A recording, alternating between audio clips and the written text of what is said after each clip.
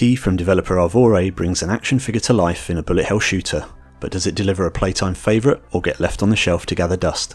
Let's take a look. First up, thanks to the developer for providing me with a review key for the game, but as always the opinions presented here are entirely my own. Arvore previously brought us the highly recommended Pixel Rip titles, evoking childhood nostalgia for video games of years gone by, and they continue that idea here to a lesser extent with nostalgia for action figures. The game starts in a bedroom full of Yuki merchandise and paraphernalia, and sees a Yuki action figure coming to life. The novelty factor here is that you control Yuki throughout the game as though you're holding a toy, and flying them around using your hand. The concept of everything being set in a child's imagination and playing with toys isn't made much more of throughout the game itself, but it sets the scene nicely at the beginning. Gameplay consists of flying and shooting your way through a series of levels featuring waves of so-called Yuki-aliens, and a boss battle at the end of every second level. Unusually, it also takes a rogue-lite approach, which means once you die it's permadeath and game over, but you get to keep certain power-ups that you unlocked along the way. This means you'll be replaying the same series of levels over and over, but each time you play you should benefit from becoming gradually more powerful and by having more power-ups available to you with each run. It also means certain aspects of the levels are randomised each time, so you'll find some variation in the enemy patterns and the obstacles with each run. However, the levels themselves are linear A to B affairs. Some branching paths through the levels might have helped add some further variety, but perhaps that's something for a sequel. It certainly lives up to the bullet hell genre by assaulting your senses with a barrage of brightly coloured bullet patterns almost non-stop throughout.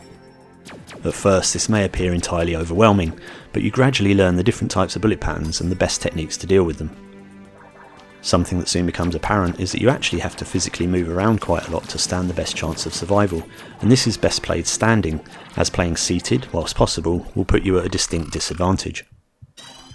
At your disposal from the offset you also have a temporary shield and a freeze bomb, both of which recharge slowly after each use.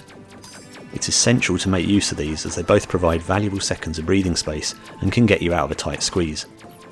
There are also power-ups available to reduce the charging times, making them even more useful for later levels where things become more intense.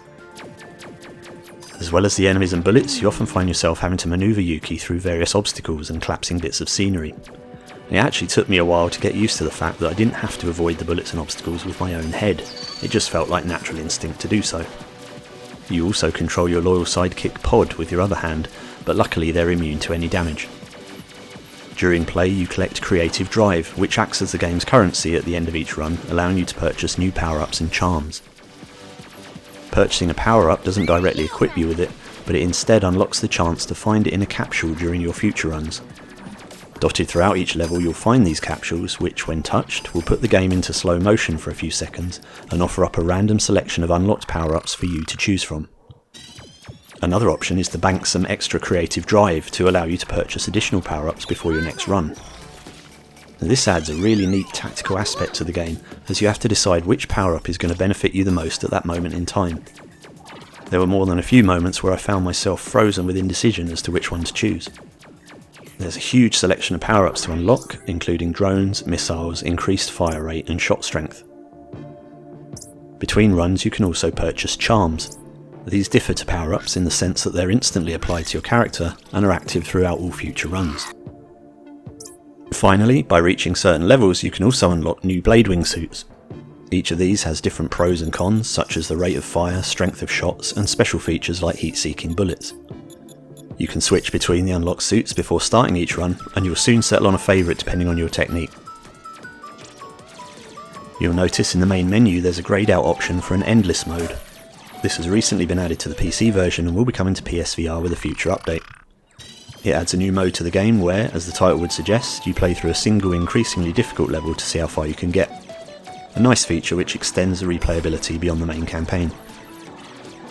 Now, the graphics and presentation are gorgeous, with a brightly coloured cartoon style and some really great character design, particularly on Yuki and the epic end of level bosses.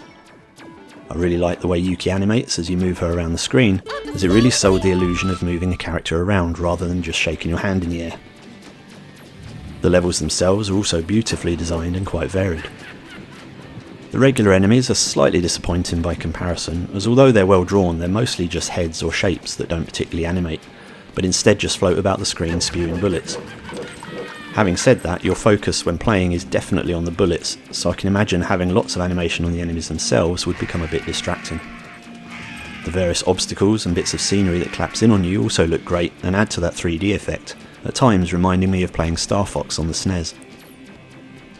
The visuals are backed up by some great music and audio. Original music tracks add to the atmosphere with a mix of upbeat electronic pop, stirring strings and some intense techno. I found myself humming the music from the first level several days after playing.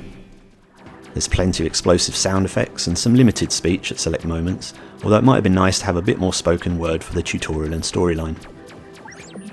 Control is only via 2 move controllers.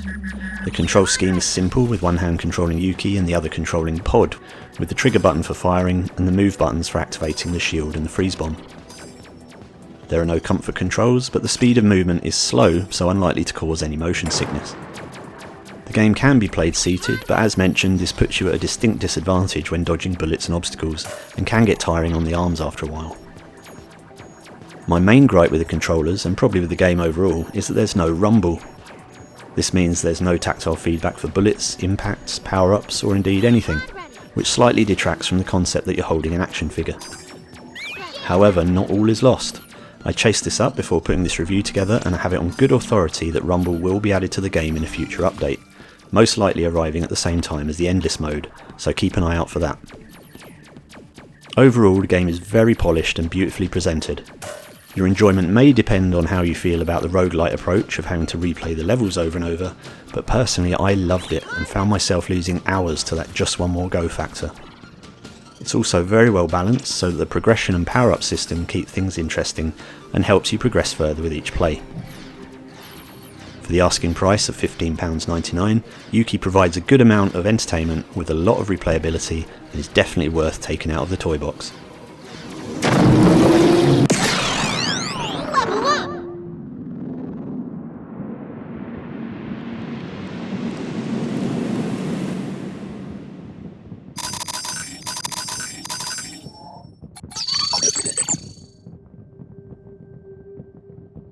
Yeah!